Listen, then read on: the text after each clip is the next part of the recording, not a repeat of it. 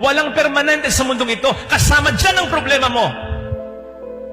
Pwedeng sabihin ng doktor, 6 months to live ka na lang. Kasi siya ang in charge sa kalusugan mo. Pero, siya ba ang in charge sa buhay mo? Siya ba ang may hawak nito?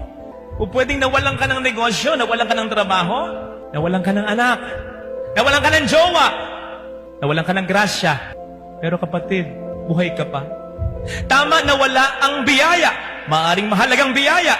Pero kapatid, hindi nawawala ang Diyos na pinagmumula ng mas marami pang biyaya.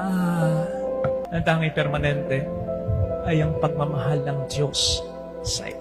Kaya please, huwag kang pasakop sa kahit ano o sino man. Sa Diyos lang na pinakamakapangyarihan upang kahit na patuloy ka pa rin pahirapan ng mga problemang iyong pinagdaraanan, sa loob mo, maka-experience ka ng kalayaan. Kasi po pwedeng pahirapan at ibilanggo ang katawan mo, pero hindi ang puso mong naniniwala kay Kristo. Because you know, hindi ang sino o ano ang magmay-ari ng buhay mo, ang Panginoon lamang.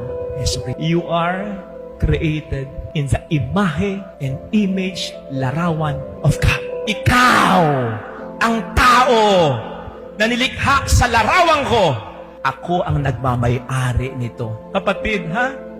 Siyang nagmamay-ari sa iyo, siyang may plano sa iyo, siyang bahala sa iyo.